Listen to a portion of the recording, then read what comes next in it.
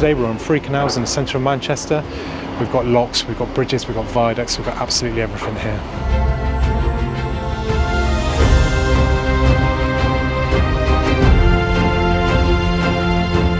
I'm in the centre of Manchester. This is Castlefield Bowl, and this is a little arena they have small concerts in. Behind us there is the first passenger railway station in the world, which dates back to 1830.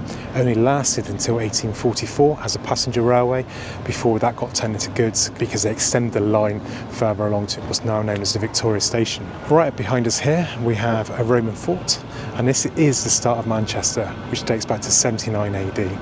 We've also got the railways all up in behind us here. This can all be seen on another video, as well as some of the stuff up ahead here. But we're taking this walk from Castlefields here from the basins here on the end of the Bridgewater Canal, and we're going to go down onto the Rochdale Canal. Now the junction is right up ahead of us, where the Castlefield Viaduct sits right over it. And if you look just up there, you can see a little hut, and that is the end of phase 1. And all along there is a sky garden which the National Trust have planted and managed, and they've just got planning for phase 2 to carry along the rest of the viaduct, taking the 4,000 foot of the viaduct into a sky garden. We're going to take a walk down through the junction here. We're going to cross this bridge across here, which sits wonderfully under these viaducts, and go across to the Rochdale Canal. Great news, I'm now on Patreon. You get all the footage from both channels, Caught Above the Cut and Caught Exploring, all the members only stuff, all the behind the scenes and everything else. It's split into 5 tiers. All tiers get the same amount no matter how much you pay, and it's a great way to support my channel. So please pop onto Patreon, the links are in the description, where you can join up and find out more. Look at this bridge, it's well cool. It sits under these viaducts and it's really spectacular. These viaducts obviously came much later than the canal. This being the oldest canal, well, the oldest cut. So the Bridgewater was its own cut following a contour, no locks, not until much later when Runcorn area was built. Whereas the Sankey, the oldest canal in the industrial era, actually was more of a river navigation, followed the route of a river, so it wasn't its own cut. This was an absolutely amazing achievement at the time to have got this canal through. And then we're going on to the Rochdale Canal, which was an abandoned canal. You've seen parts of it covered before, where I've been up into Rochdale to try and get the old basins restored there. But the Rochdale Canal was completely abandoned. It's a wide canal and it doesn't have a tunnel. Instead of going through a tunnel like the Huddersfield Narrow Canal, it went up and over in a huge amount of locks. So up on the junction here now, you can see the first of the locks underneath that bridge there. There were 92 locks on this canal. It's incredible. It's about 3 locks per mile, if I remember rightly from my previous video. And it took quite a lot of restoration, obviously, for this. Over here, you have Castlefield's basin, and you can see all the old industry all around it. It's quite fascinating, actually. Got some old lift bridges over there, as well as a quite cool warehouse there. Look at that for a contrast of sights, eh? Got all the glass and steel of Manchester skyscrapers, the old warehouses in front, and I wouldn't say an original lift bridge here. I think this has just been put in to allow pedestrian access across. So up above us here is the Rochdale Canal on the aqueduct across the top there. You've got behind us the railway, and that is the Deansgate Railway Viaduct, which we'll get to in a second. It's a bit of a long way round to this, so you've got to kind of walk all the way around there to get back on the canal towpath. Look at this, another absolutely fantastic bridge across here. Look here as we come across, we've got the canal behind us, we've just on the Bridgewater basin. We've got the Deansgate Viaduct just ahead of us. We're on cobbled streets down behind us, and just down there you have the first of the 92 locks of the Rochdale Canal. Now, we haven't got 92 locks anymore, there's only 91, because when they were rebuilding this canal and all the restoration was going on, there was something built in the way and they had to take a lock under and have a deep lock. And now you have the Chill Lane lock right at the other end of this canal, which I've not visited yet, which is the deepest in the country. There are plans for some deeper ones, but it is an astronomically deep lock. Look at it. it's so different here to any other canals you go on. Now I love the peace and tranquility of walking through the countryside on canals, but when canals are set into the urban development like this one is, it's really cool because you get a lot more history around it with railways and stuff.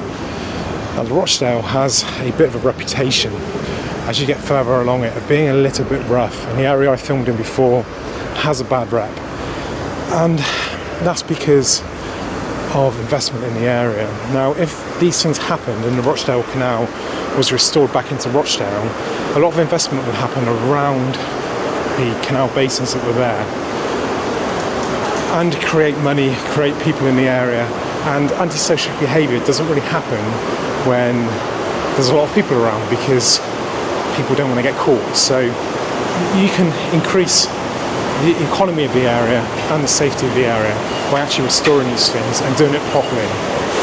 We have a lock overflowing here. That gate is leaking a little bit, but it's actually, the overflow's built into the lock on this. Let's climb that.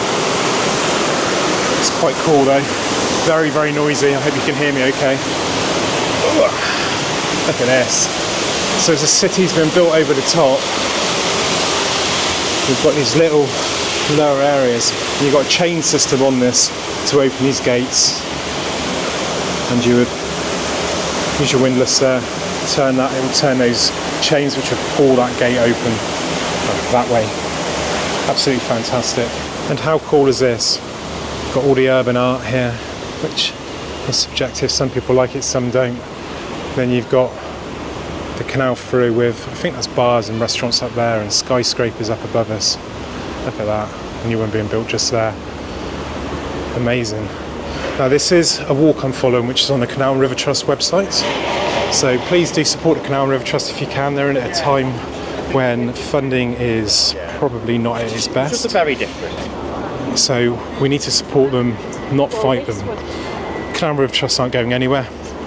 Let's not have all this infighting. Let's support the canal network as a whole, and that goes from Canal and River Trust to your local restoration to everybody, because this was a restoration and it wouldn't be here, this lovely waterway through the city now, if it wasn't for volunteers back in the day who give everything to often have something they may never see themselves. A lot of volunteers are elderly and they start these projects knowing full well that they may never travel on a boat up that route. So if you are younger and you love these videos and you love the history and you love the outdoors, if you want to get involved in these projects, find your local restorations and join up. Speak to the Canal and River Trust, they have volunteers as well. So canals like this which are already in water, you can help out along here. There's a few restorations in this area. Manchester Bolton Bury is the one that springs to mind, and they are always calling out for volunteers, so please sign up if you can. I've barely walked anywhere and we're already at lock 3. This is what it's like. It's just lock after lock after lock all the way through. So when they built this, they didn't want to put a huge expensive tunnel through. Being a broad canal, it would have been very expensive to put a tunnel through the Pennines. The Huddersfield Narrow did it, but as the name may suggest, it's a narrow canal. So they went with the lock option and then had to feed water. And I think they do struggle at times at the summit of this to maintain water levels. So to the right of me is now Flats, and this was formerly the Hacienda Club, and this was massive in the 80s and 90s in Manchester. I think it closed in 97, but it was huge in launching a lot of big bands. Obviously Manchester has a huge music scene. It played a huge part in bands like Happy Mondays, Oasis, Stone Roses, Chemical Brothers, Sub, quite a few others who all performed here in the early days. It's now been built by Flats, but it's quite cool to see the site here. You can come across here and there's dates on it all. Look, so 1986, and it's about bands that played here all the way through here. It's going up every year. There's also here somewhere, I remember watching a Martin Zero video and they drained the canal, and I think it was in this section here. There's a plug in the bottom of the canal here so they can drain it for maintenance, and below us runs quite a few rivers. They literally open up, pull the drain out, pull the plug, and it drains down into the river below. It's a great idea. Unless someone pulls it accidentally, but you've got to find it first. It's buried in the water. So one other really cool site here, and one I'd love to get to, is through there. Now that is the Manchester Salford Junction Canal. Now that canal is long gone, but it was an underground canal and was abandoned many years ago. They converted it into air raid shelters during the Second World War. So this would have been the canal up through here. And if you look just behind us here, you can see that's the junction just through there. And it would have come up through here. And this is really the only bit left of it.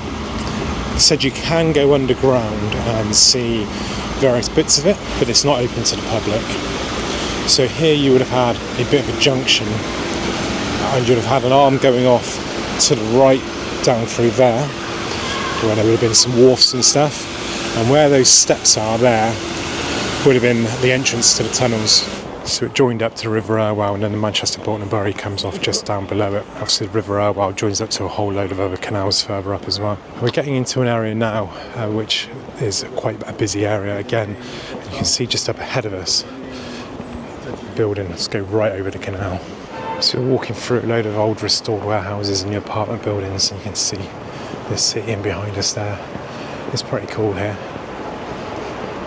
So we would normally go under this, but it looks like it's blocked off, so I'm going to jump across the bridge, away from the noise of the traffic, and get to the next lock. I've had to jump quite far over because it seems to be closed off all the way through. There's quite cool buildings behind me there though. But what we do have right ahead of us, right here, like you can see, this is the old Bloom Street power station. It's grade 2 listed. See the old chimney there. Absolutely brilliant. This is Princess Street now. This is where the canal crosses over to the towpath goes to the other side. You can see the difference between new and old bridges here. The old bridge just here. You can still see the original arch. The newest steel bridge behind me. Looks like a little wind tunnel this. And we're on to lock 87. This is quite a famous area of Manchester. It's quite a really vibrant gay scene up here.